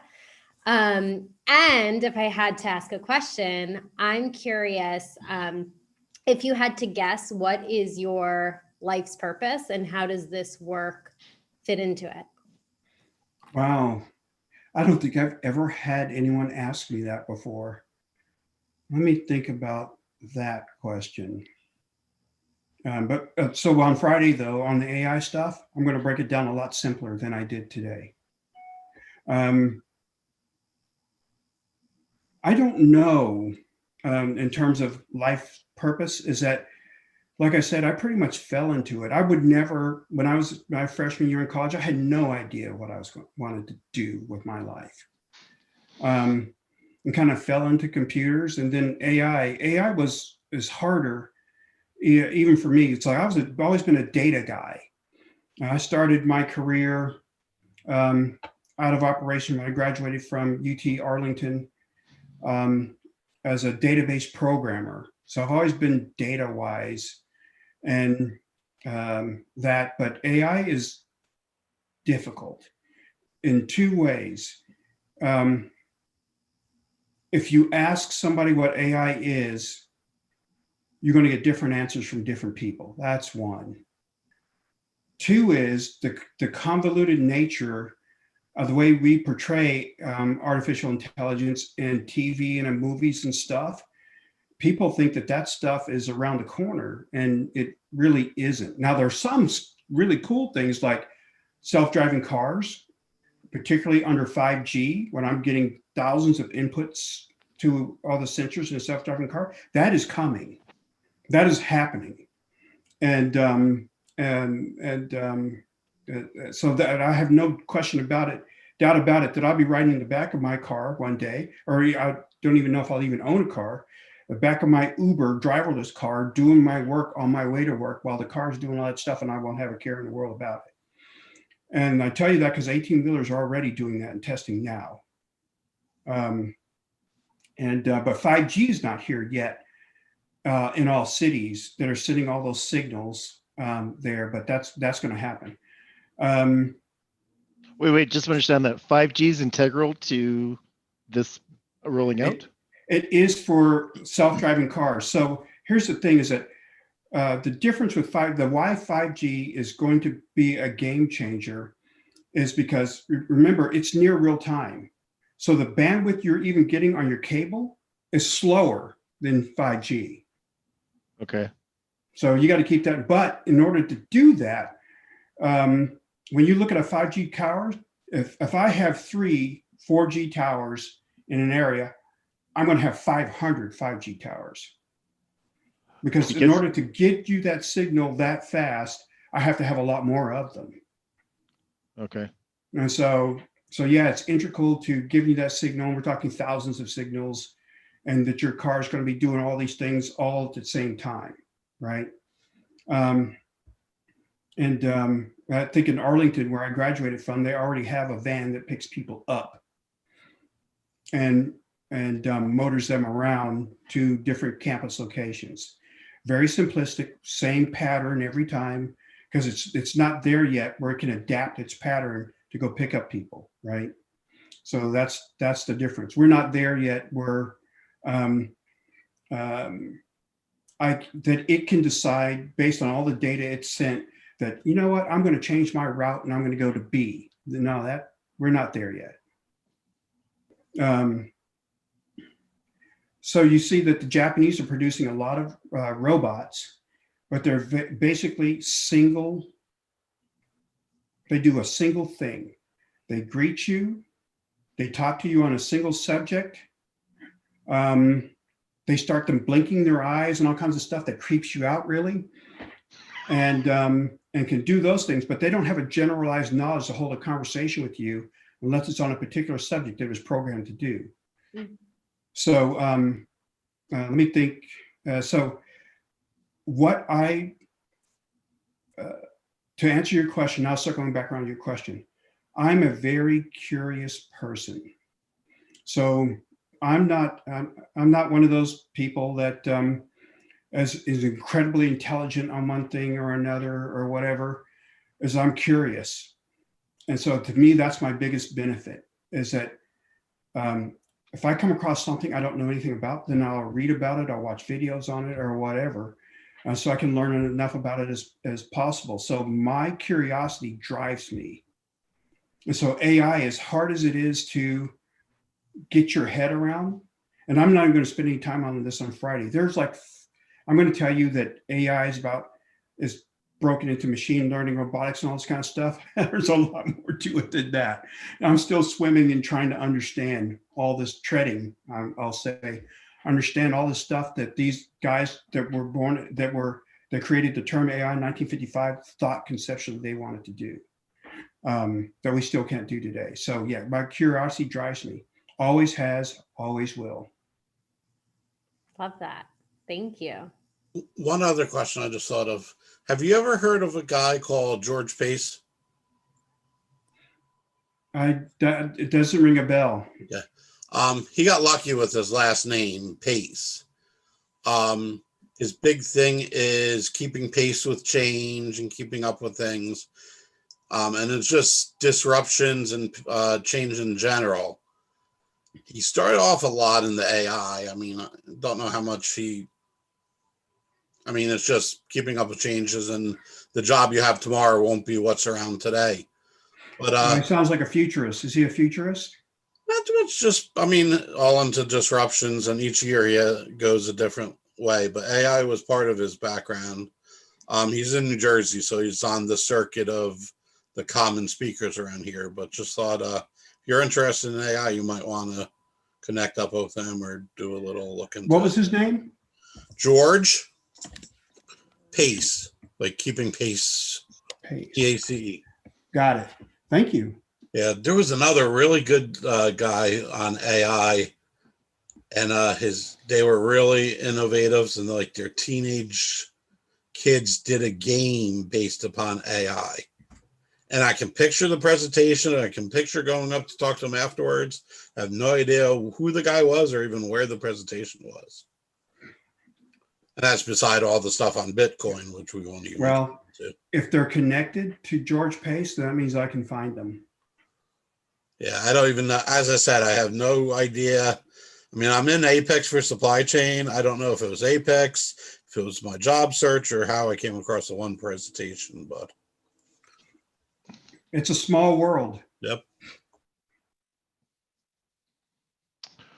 Excellent questions. Really liking it. We still have time for some more. Go ahead, Chris. Just unmute.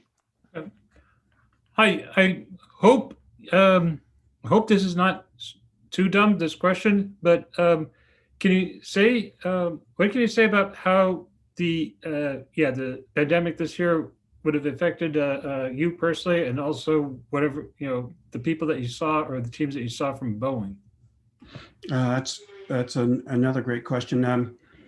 Let me think about this. Almost everybody I know is working remote. Even on the last people I was telling you that is a division out of Samsung, I did that project remote. In fact, everybody on that project did that remotely. I haven't met any of these people from the other companies I consult for personally. Kelsom Aerospace, that's my other customer out of Miami, and do stuff with them remotely. So from a working perspective, I think I'm surprised overall that working remote works, and the coordination, particularly on a complicated project. Outside of the pandemic, if someone would have told me we'd be Zooming all the time, I said, that's not going to work. You got to go meet people, right? You got to get in their face. You got to develop a rapport with them, all this stuff. But I'm old school too, right? I'm a boomer. And, but it did work. So from that perspective, from a working perspective, very little has changed. Now, when you have conflict, that's much harder to resolve over a Zoom because you can't see them. You're talking to them. Well, you can see them, but you can't see. Well, let me back up. When I'm talking to these companies very few of them have their camera on. So all you see is their name. So you can't see the inflections in their movements that tells you something about them and what they're thinking that your eye can observe. But that's been much more complicated. So you don't know when somebody's rolling their eyes, thinking that you're smoking crack or something, or the things that you're saying. That's been a lot harder to interpret. And so you never know if you say something as somebody's shaking their head yes or going. So that kind of stuff has been much harder. Now, all my buddies at Boeing told me they were all working remote. And so how's that working out? And it seems to be working fine. Now, the people that work in the data center and stuff like that, I think they had 1 or 2 people coming in on a regular basis doing the social distancing thing and all that stuff.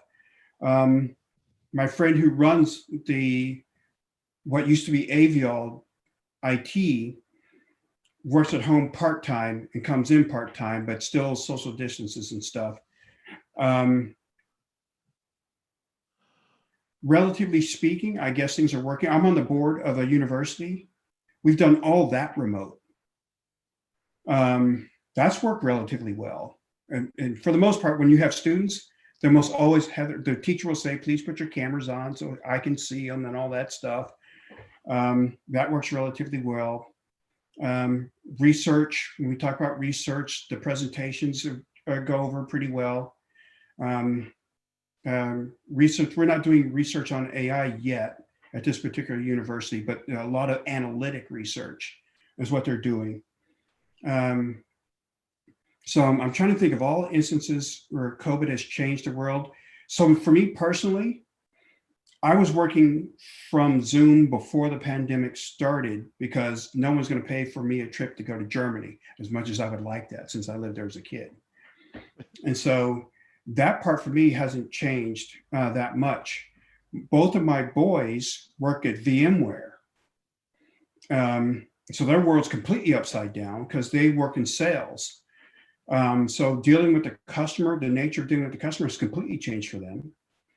They have teams that work for them that no longer does customer visits. So they have to change everything that they do in order to engage customers when that was in person before. And they still have sales numbers and sales quotas and all those things that you have to have for a product related company. And they're still hitting their numbers somehow. And so in sales, you have a target that you have to hit or exceed, right? And if you don't hit your target once, it's probably no big deal. But if you don't hit your target twice in sales, you get in trouble, right? And you go on plan. Plan is when they're getting ready to let you go.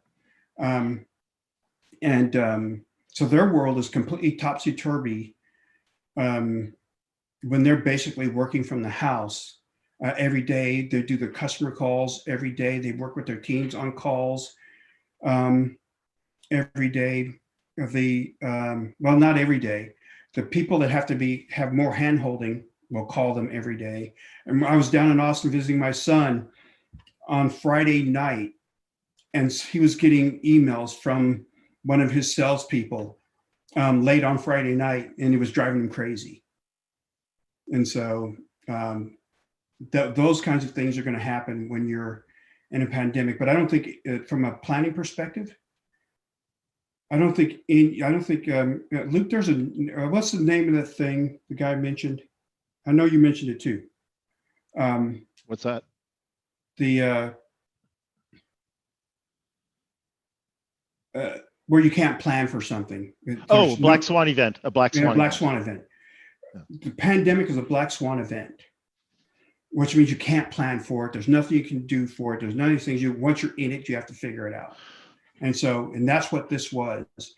And the only historical data of relevance goes back to 1918, the Spanish flu. That was the only one that was topsis in magnitude. So that one, well, I don't think they know. Anywhere between 50 and 100 million people worldwide died. That's their guess. Yeah, because it was right in the middle of the World War I, which Yeah. which Yeah, contributed so to it. Yeah. 1917 was World War I. 1918 was the Spanish flu. So they had a couple of big world events going on at that time. So the swine flu of 2009, no comparison to what's happening now. So SARS, no historically, it would have been comparison. meaningless. Yeah. So that's my view, is that a lot of people, it's affected. I think that on a personal level, I think the thing that surprises me, if that was where you were headed with this, is in 2001, we were probably the most united we have ever been as a country, except for maybe World War I and World War II. And that's when the Twin Towers went down. We were the most united we've ever been. And today, in the pandemic, we showed we were the exact opposite. And I find that disturbing. Because now would be from the a time. personal level. So there you have it. Yeah. Is that we got to care for each other as people. And my view is you got to care for you got to care for people enough to want to protect them and put on a mask. Right? It's not about you, it's about them. But that's not what we saw with everybody, right? It turned into a political shell game of, it just was nuts. And it wasn't a Democratic thing or a Republican thing. You had people across the board not wearing masks. And if you want a demographic, if you went to a football game with millennials, millennials are like boomers. You have the older millennials and you have the younger millennials. The 20-something millennials is what I'm talking about. Primarily, were not wearing masks and had to be regulated at football games or kicked out. And I found that to be surprising. Just back to the comment about people working remotely and whatnot. I think that's been a surprise by many companies, because it's this mindset or this paradigm. If you don't watch them, they're not going to produce. People are going to, seduce the proverbial canine all day long. They're not going to do their jobs and that kind of stuff. And so, but what I think companies are surprised is that, yeah, people will be working and they'll be doing their job. But we would have had to go through a pandemic to try and see whether or not that's true or not. And with that event, so it's been certainly an interesting take on how we see ourselves and whatnot. Your point, I think, also, Russell, about about COVID-19 is that this should have been the time where more people came together, not divide them even greater. And that's what seemed to happen, right? Especially in the United States, is like this massive divide because it became a political issue. Yeah. Right. But you're right. Most businesses have found people have been more efficient working at home, which is why, was it Google who made it permanent? Apple? Somebody did. I can't remember, one of those companies. I think it's Microsoft. Microsoft, thank you. Microsoft. And I think the others are leaning towards doing that. I had a friend of mine that moved to Kansas from, you were asking me about the Boeing question.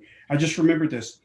He was on Facebook and he said he just moved to Topeka, Kansas to be closer to his kids. And I went, wait a minute. Aren't you still, did you leave Boeing? He goes, no. He goes, remember when you were there? And I went, yeah. He goes, remember the big deal they made out of being on site? He goes, yeah, well, they don't do that anymore. So he literally moved from Dallas to Topeka and still works from Boeing remotely, because now they understand that working remote is very effective. Now, the counter of that is they're saying schools are nowhere near as effective, is what we're hearing. Remote learning for pre-12K and 12K is not working very well. And that, I don't understand that. But that's what they're saying. My grandson, he's going to be 14 this month, and he told me it wasn't working for him. And I said, in what way? He goes, well, when they see me in me emails, and I don't read the complete emails, so I miss part of the assignment. I'm like, right. He goes, I hate reading emails. I'm like, what?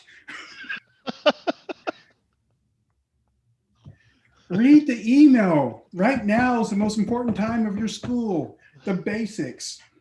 And so for him, it's not working well. Now, my other grandson, now his mother is worked with him every day. So he's ADD, but she sits with him all day. His grades have went up, but I think it's because the amount of time that she spent with him day in and day out, making sure he does his lessons.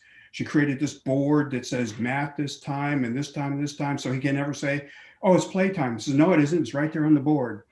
And so, so that's been very effective. So why overall, and I don't think we're going to know this until next year when people start doing studies about this, why at home learning is not generally working as a whole. And I don't know. But I found it astounding that it's working for working people, but not working for kids in general, I'm saying, in general. Right. We are just about at the top of the hour. I do want to just let people know about what other webinars I have coming up this week. So I'm just going to share my screen here. And so let's see here. Yes. Okay, so tomorrow we have Ageism, Navigating the Potential Minefield. So this is really about how to be proactive so you don't find yourself in an ageism situation, or how to maybe what you need to look at so that you can understand when you might be walking into that and how to be proactive and get in front of it. Then on Thursday, I have Becoming a Subject Matter Expert, how to position yourself as an expert industry leader. And the main premise of this is that we live in a world today where we have our private lives spill over into our work lives with social media, LinkedIn, Facebook, that kind of stuff. And so it's how to use the social media to your advantage in other things. It's not only social media, but really it's about how do you position yourself as an expert in the market and different ways you can do that. And I offer 18 or 19 different strategies on how to position yourself as an expert. And then we have Widen Your Gaze Friday. And oops, just got a bit ahead of me. Come on. There we are. Oh, went too far. See, I don't have it slider. There we go. And here we have, of course, Russell is going to be talking about facts and myths of artificial intelligence.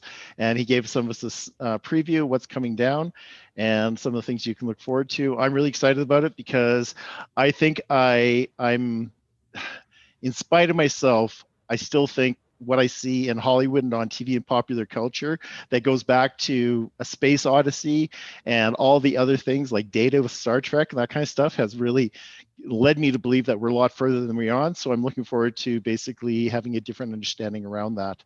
So in closing, I just want to thank Russell Douglas from Ethereum Solutions for being here with us today. And it has been very enjoyable. And thank you very much, Russell. Oh, you're still muted, or you muted yourself. My pleasure. Yeah.